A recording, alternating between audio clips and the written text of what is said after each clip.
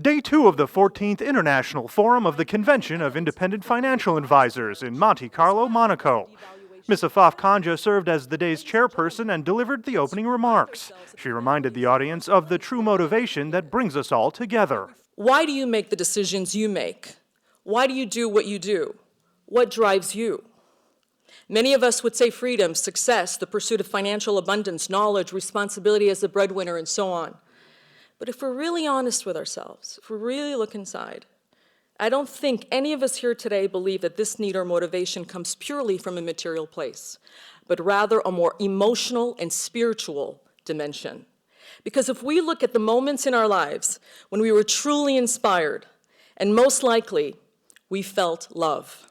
As the forum resumed work on the overarching theme regarding the effects of excessive regulation, Day 2's first forum tackled the issue of legislative overactivity and whether the results of which improves the global financial system. It really comes down to regulation, which is a major stumbling block for business to grow, particularly for small and medium enterprises. As we heard in Canada, they make up 90%, in Switzerland about 2/3. For other countries, it's probably somewhere in between. I'm talking of the OECD.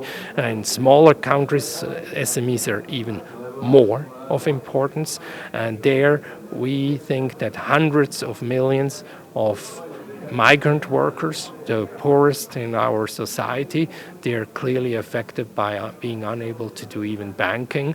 Or imagine a worker from India earning $200 and he has to pay even more. Every dollar counts to remit his, monies back to his family. So the impact and the cost is very, very huge, both in economic as well as in social terms. This legislative overactivity has the impact to create, I would say, arbitrage among the various enterprises. So far, it seems that the big loser are the small and medium enterprises, which in fact are the ones who are creating more jobs, are more efficient, but they cannot cope with this excess of regulation. A second aspect also we mentioned is that there seem to be different kind of standards. It's difficult to coordinate all these rules. It's very difficult to apply, even for larger enterprises. So there's also a need to coordinate, to try to even think about, before implementing a new regulation, whether it makes sense or whether we should not coordinate with something which already exists. The morning concluded with a roundtable focused on the relatively high levels of derivatives and debt compared to world GDP. Roundtable participants centering their discussion on models of good governance in a world of increased financialization and the accompanying volatility.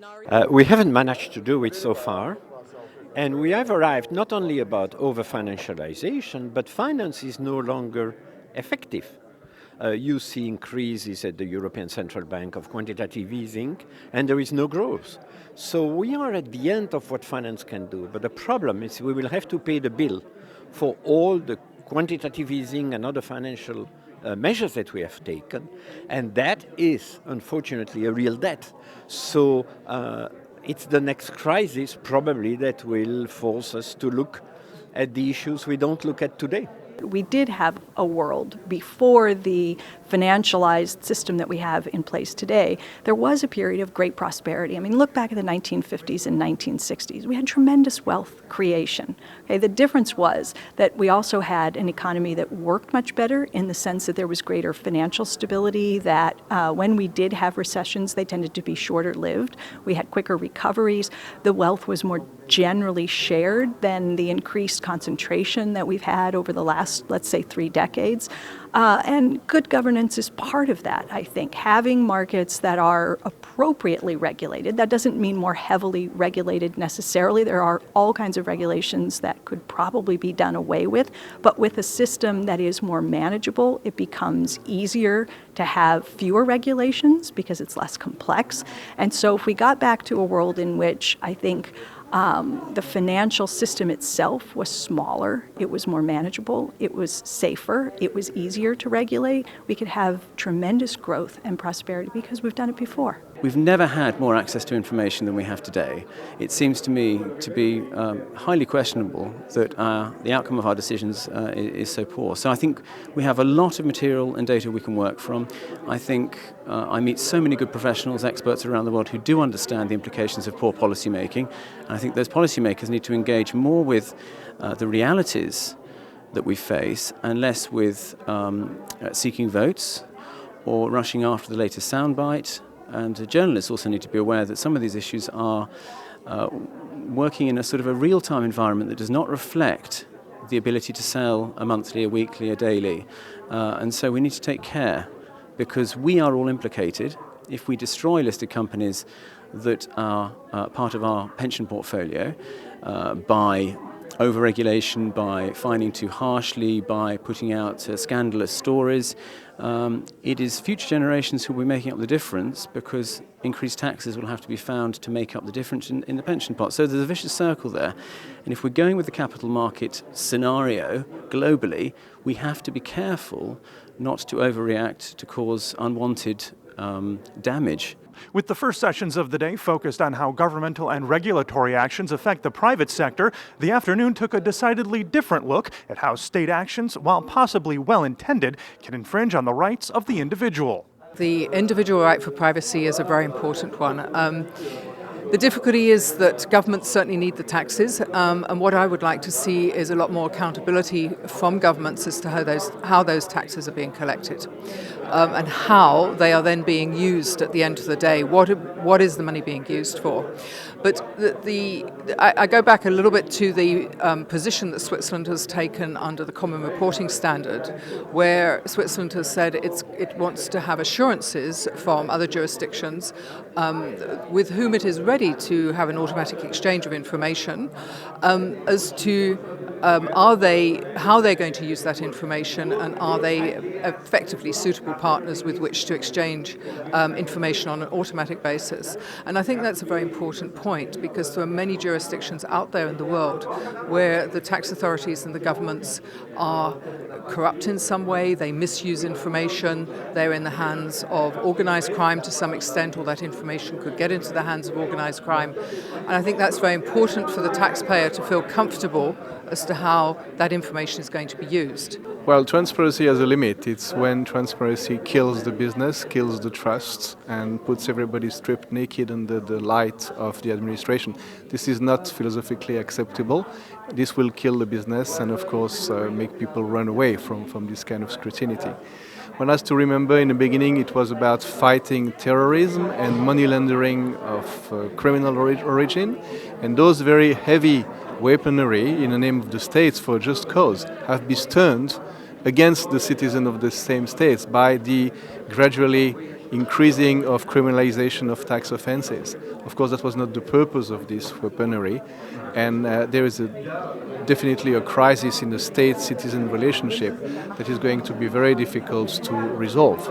The final panel of the day turned the focus of the forum to the health of the Western economic model, with governments and central banks around the world attempting stimulus via zero or negative interest rates. Something is amiss, as many economies have stopped responding. Yes, it is true that monetary policy has lost much of its effectiveness, and it's failing to kickstart growth. So maybe, and we know this from economic models, that when we are in a liquidity trap, i.e. when we have very low interest rates, possibly even negative, it's not monetary policy that will get us out of the doldrums, but it's fiscal policy.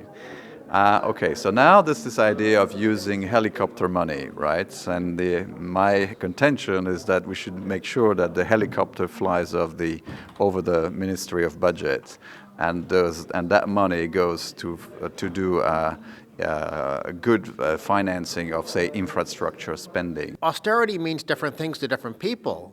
When the IMF goes around to different countries around the world, they tell them to raise taxes. Well, that's a form of austerity, but it's a form of austerity where you're telling the private sector to tighten its belt instead of the public sector, where you tend to have a lot of the waste and inefficiency.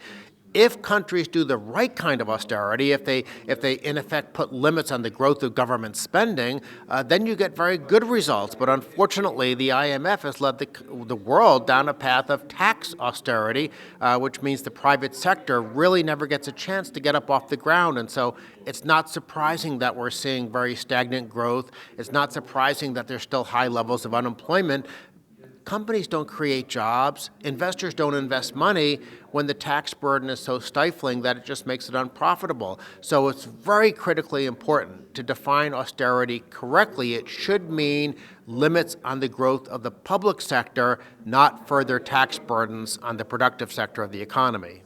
Last but certainly not least, forum attendees were given an overview of the host principality and how more and more Monaco is being viewed as an international financial center. The number of key players is very steady, while the assets under management are really booming, mainly because more and more people living in Monaco find here more quality in terms of services, in terms of products.